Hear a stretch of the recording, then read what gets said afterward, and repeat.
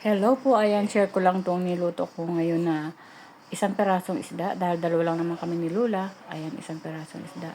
At in-oven ko po, nilagyan ko po siya ng green pepper, ayan, green chili, ayan, maanghang, then cherry tomato, and cumin powder, tawag dito,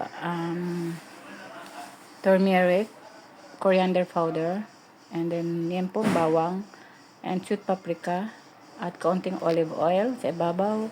At ako po ay, yan, i-oven ko yan. Pero lalagyan ko muna siya sa ibabaw ng green na leaves. Ayan yung coriander. Ayan, coriander na dahon. Tinadtad ko po at ilalagay ko po dyan sa ibabaw. Ito yung ano, ayan na,